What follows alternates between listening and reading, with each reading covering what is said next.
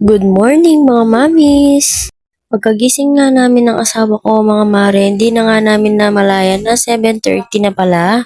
Agad-agad naman nga kami tumayo mga mare, dahil nga magtatrabaho pa nga siya. Agad ko naman nga siyang pinagtimpla ng kape mga mare at tinayos ko na nga din pala ang susuotin niya. Dahil Sunday nga bukas mga mare ay wala nga siyang trabaho. At dahil nakaalis na nga yung asawa ko mga mare at natutulog pa nga yung anak ko, agad-agad naman nga ako nagilamos. At syempre mga mare, hindi naman talaga mawawala ang pagtututbrush sa isang araw.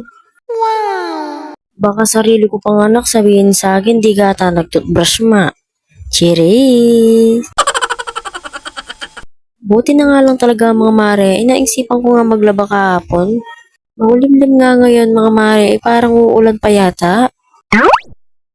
Pagkatapos ko nga nagilamos mga mare, agad-agad ko naman nga kinuha itong rejuvenating ko. At syempre mga mare, hindi naman talaga kumpleto ang araw mo kung hindi ka magre-rejuve. Magtataka ka mga mare kung di na ako magre-rejuve sa isang araw, Diyos ko wala nang pambili yan. Cheers! Kapag talagang nagre-rejuve ka mga mare, is ganda na nga lang talaga yung maiambag mo. At habang ako'y nag-aayos dito mga mare, iniisip ko nga kung may gagawin pa nga ako ngayon. Pupunta nga sana ako kila mama ko mga mare, kaso nga lang makulimlim nga ang panahon ngayon. Huwag nyo na nga pansinin tong boses ko mga mare, dahil nga napapawos nga ako. Pagkatapos ko nga in-apply yung toner sa mukha ko at sa leeg ko mga mare, agad-agad ko naman nga kinuha itong sunscreen ko.